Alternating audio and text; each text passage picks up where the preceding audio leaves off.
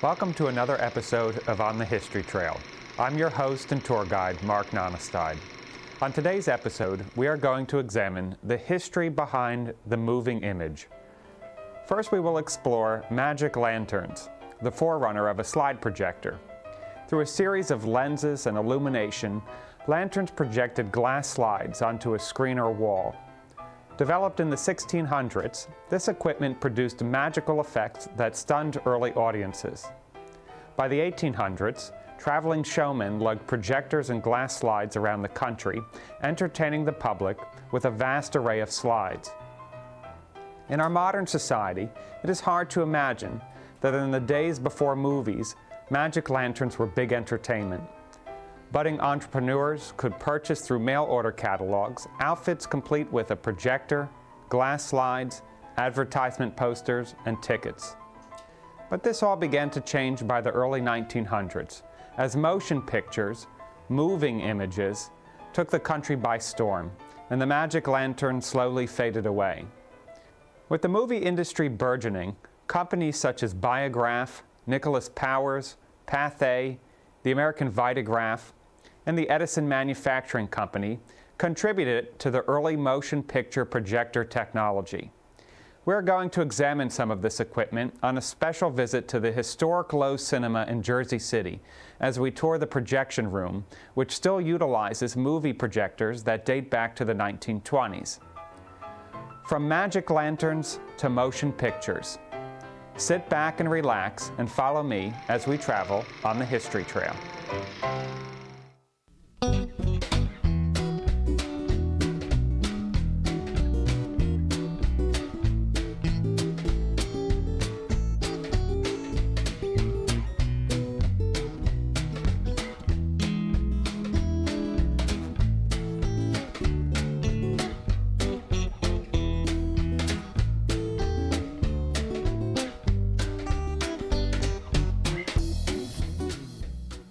Well, we're here at the East Brunswick Museum with a great collection of projectors and magic lanterns that really detail the evolution of these types of projectors. In front of me is one of the earlier examples. This dates to about the 1870s. It was made in London, and it's made from tin. We have tin pieces here, and then there's a wonderful brass lens here on the front of the machine. And these types of projectors or magic lanterns were often used by traveling showmen in the 1800s, bringing the projectors and different types of glass slides around to villages and showing them as part of entertainment in the 19th century. The projector has various parts to it. Back here, this is the lamp house. And there's a door that leads to the inside where there would be an oil lamp which would provide the illumination. And some of them had chimneys that would sit on the top to vent the heat and the smoke from the oil lamp. And then to the front of the lamp house is where the glass slide would be placed. And this is a wooden glass slide holder. And here's a glass slide that's a photograph of a Greek church that's been painted or hand-colored. And it would be placed within the frame here. And then placed within the projector. And then this is the lens. So you have the illumination, the light coming through the glass into the lens and then being projected onto the wall. And again, this represents one of the earliest types of lanterns. And we'll take a look at some later examples from the late 1800s. This example dates to about 1890. And it has the basic concepts that we saw in the earlier example, the lamp house here in the back. The slides would be placed in this position, or this part of the projector here. And then we have the lens on the front. And here we have what's called the carbon arc part of the projector. And we'll just take that out to take a close look at how it works.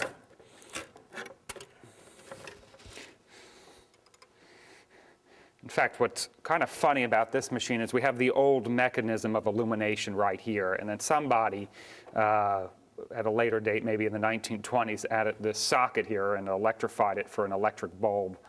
But these early projectors used carbon rods. One would be placed in this holder here, and then another one placed coming up on an angle.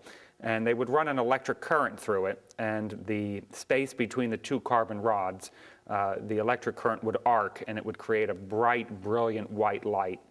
And that's what was what would provide the illumination for these projectors. And they could regulate the heights of the rods and angle them so that they could get the correct arc or the correct light from it.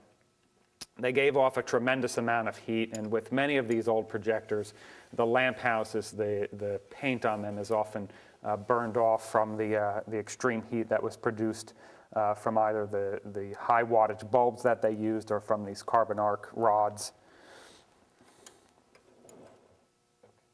The next projector we have is what was called the Great National Stereopticon #1. It was made by the National Picture Service in Cincinnati, Ohio.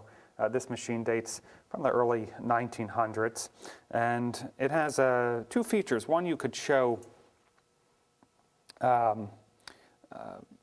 film on here, but not film in the traditional sense when you're running it through on a film projector.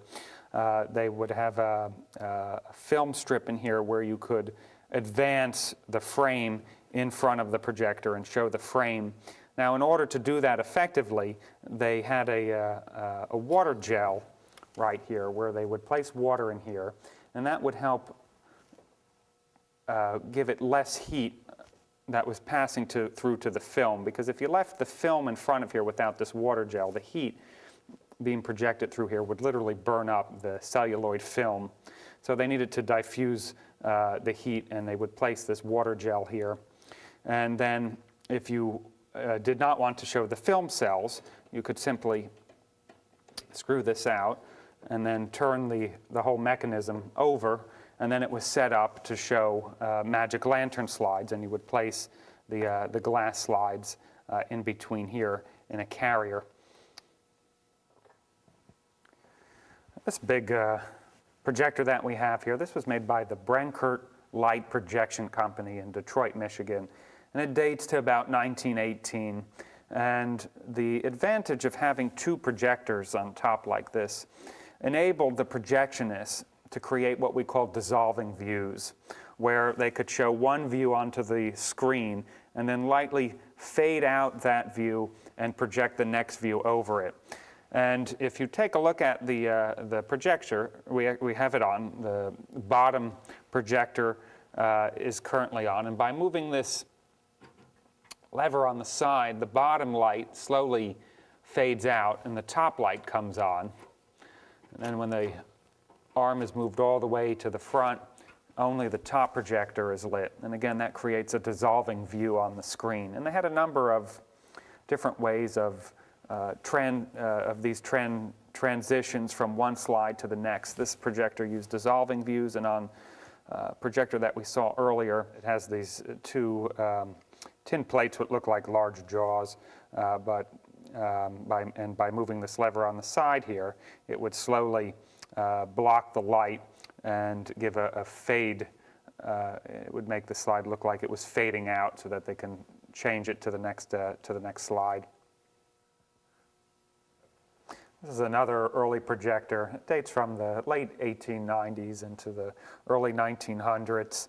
This is the type of projector that was often used in movie houses during the silent film era, and they would show coming attraction slides or advertisement slides before the silent movie took place. And it was originally a carbon arc projector, and we saw the carbon arc mechanism early on. And sometime in the 1910s or 1920s, it was electrified, and you can see this massive porcelain socket in the original bulb in the lamp house.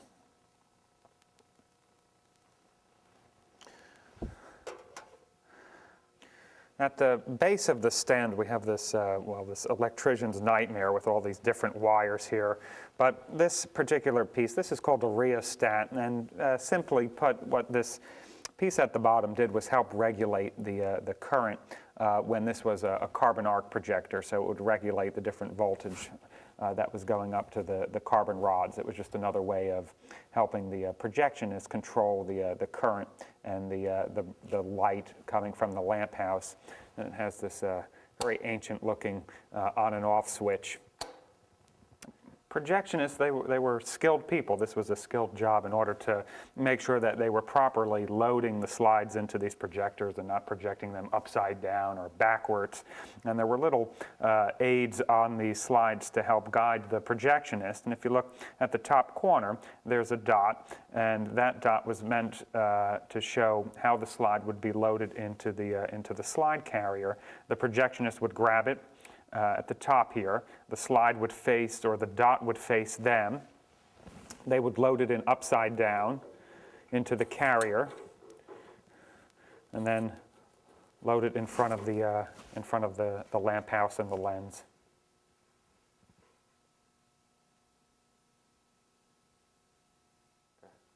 Most of the magic lanterns and projectors that we've been looking at were large examples used for commercial purposes. This is a children's toy from about the late 19-teens, early 1920s. It's both a magic lantern projector. It would take small slides, which would fit within this slot here. And then this projector also has a hand crank reel on it for showing movies. And it has the lamp house here and a chimney to vent the smoke and the heat. And you would put the reel up here and wind it through and feed it out the bottom of the projector.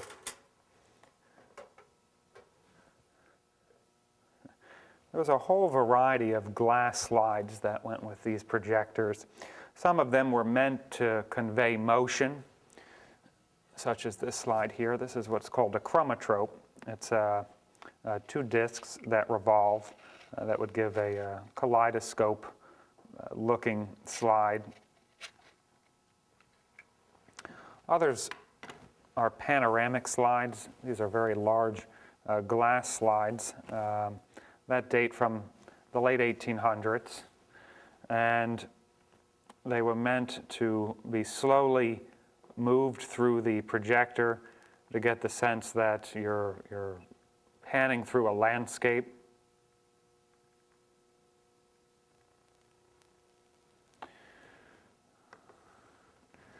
And these again are some early slides from about the 1860s and 70s.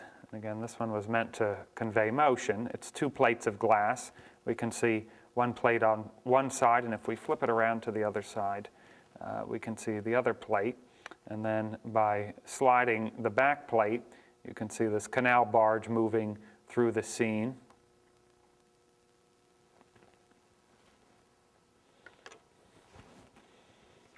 And these are some other early slides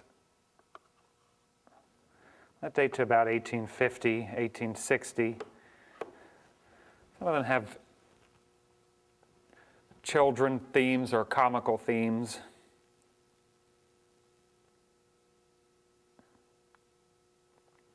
Illustrating children's stories. And these large slides were meant again to be passed through the projector.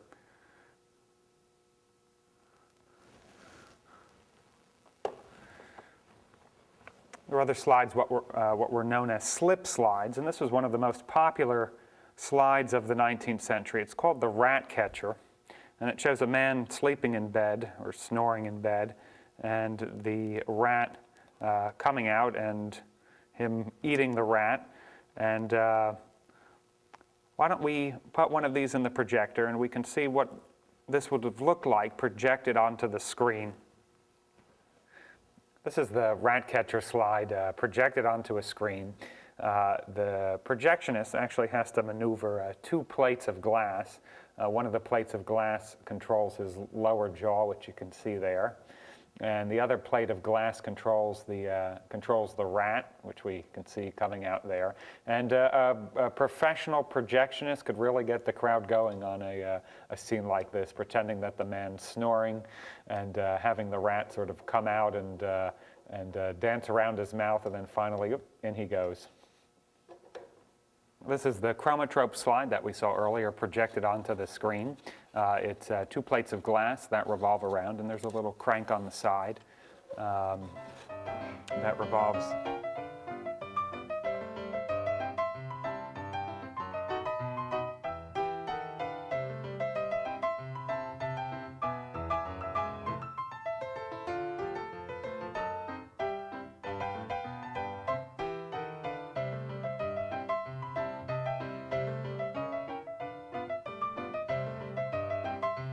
Some of the slides were photographs of different sites around the world, so people could sit in their parlor or in a hall and take a tour of different sites from all over the world with these colorful slides.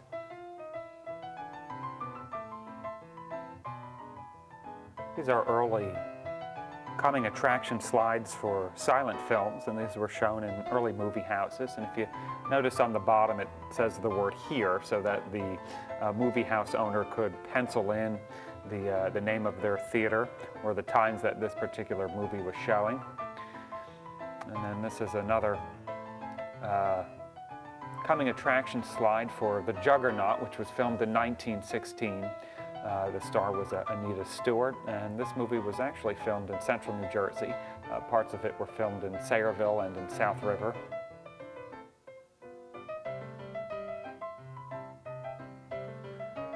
So in addition to coming attraction slides, there were also advertisement slides that were shown in early movie houses. And this example dates to the late 19-teens.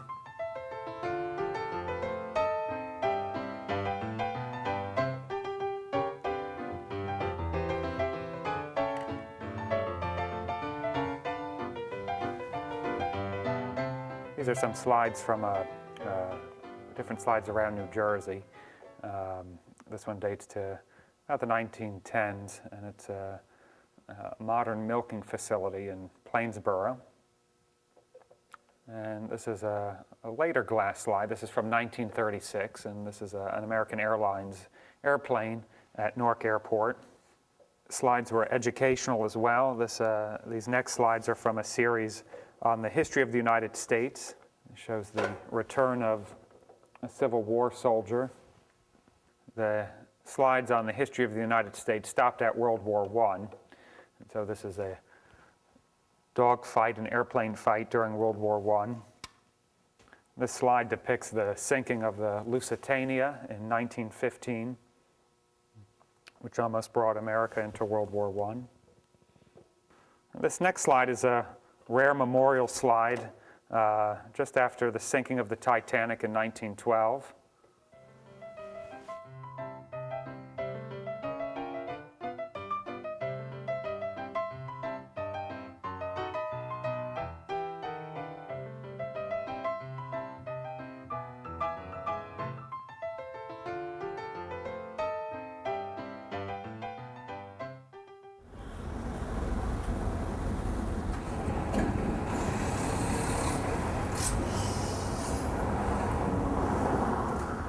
Well, we've traveled from East Brunswick to Jersey City, and we're going to get a chance to go inside of the Lowe's Cinema, which was built in 1929, and meet Patty Jordan, who's going to show us the old movie projectors here.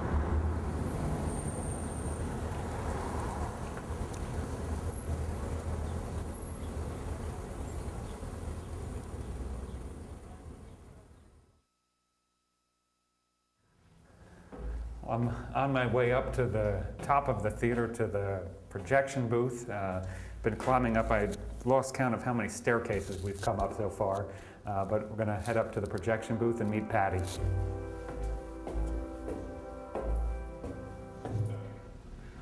So we're up here in the projection booth, and this is quite a piece of machinery here. Tell me a little bit about this piece. Well, actually, it's a projector with a lamp house. Okay. It's not one piece. The lamp house is what gives the light to shine the film. And what will happen is the film will go through the projector and pass through here, and you would have a carbon arc, similar to a welder's torch, pretty much. And that would provide the light. You have a reflector on the one side here that will help reflect the light against the film. So this is a separate component. And So we got the lamp house here. you have the lamp house. And when does this date from? This one particularly dates from like 1934. 34, okay. Yeah, and somewhere is around there. the rest of the projector older? Well, the rest of the projector is vintage 1920s. The projector itself would have been here, one like it would have been here when it opened in 1929. And the interesting thing about this projector is that it's hooked up to the first form of talking pictures, which is Vitaphone. Is that what we have on the back here? That's this piece here. It's actually a turntable. It would play a record that size, and the stylus would run from the inside out, actually. So it ran backwards from what a normal record would play. And the other interesting thing about it is it was synchronized with the film, but every once in a while it would be unsynchronized. So a really talented projectionist would know how to move the stylus over to get it back in sync. So a projectionist really has to coordinate all the different various parts of this projector, make sure that they're operating at the same time and same sync, and make sure that the carbon rods are not running out too, because once they get down to a certain point, you want to change them. So you have to time everything just right. They really earn their money. Yes. And then I noticed we have some, are these a little bit later, these projectors here? Yeah, these projectors date to the 1950s. This lamp house, the two lamp houses on the newer projectors were found on the stage, because before the theater was closed, they weren't using the stage anymore, so they just piled junk on it. And these lamp houses were in pieces down there. We're fortunate to have a board member who is an Academy Award-winning sound engineer, worked for MGM for years. And we brought these up here. He put everything back together again. They are also carbon arc projectors. The lamp houses are. And the projector itself is a German model, Kinetone projectors. And is this the take-up reel on the bottom? This is the take-up reel. Okay. Yeah, And then so the film would be loaded onto the top there. Loaded onto the top and run through here. So the lamp house would reflect, and then it would be taken up down here. Okay, and must be a tremendous amount of heat coming from this lamp house. We noticed that they're vented. Yes. And there's a water coolant that goes through it? That's it, just like you would have in a car. This is a water cooler. It cools the whole system. And there's multiple projectors here. So a film, like Casablanca, how many reels of film would that be? Normally 4 to 6 reels is an average. Film like Gone with the Wind is 13. 13 reels, really? Yeah.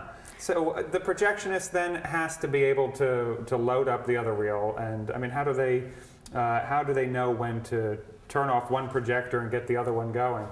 Well, if you ever watch an old movie on TV, you'll see usually in the top right-hand corner, every once in a while, you'll see a dot that sort of flashes. Okay. And that's the hint to the projectionist to fire up the other carbon arc and get it ready for movement. And they know how to time it just so that when this one runs out, the other one is running and picks up.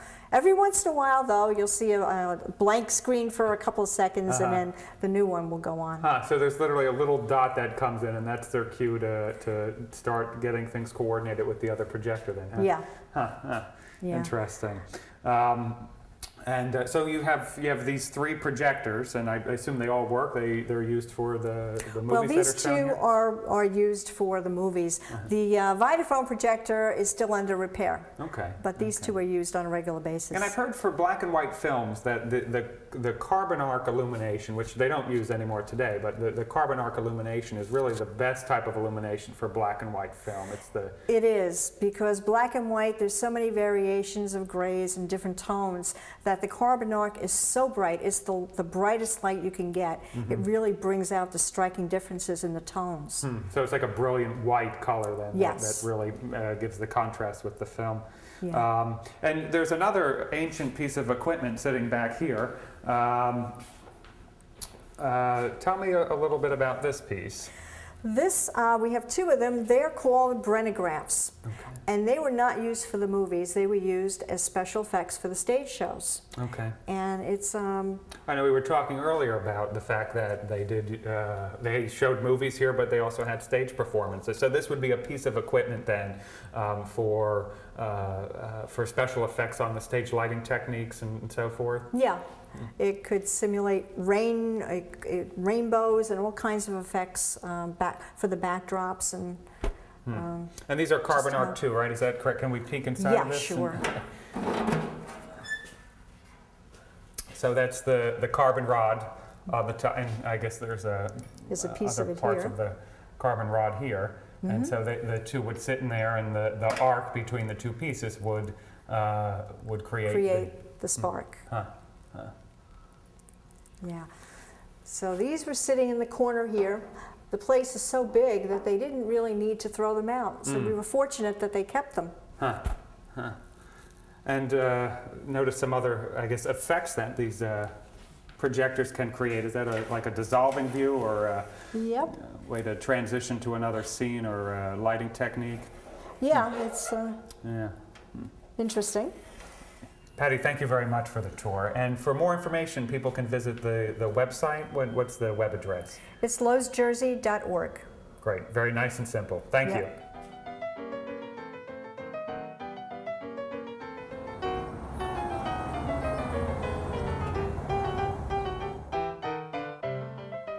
Well, I hope you enjoyed today's episode as we got the chance to explore these early projectors and to look at the movie projectors that were at the Lowe's Cinema in Jersey City.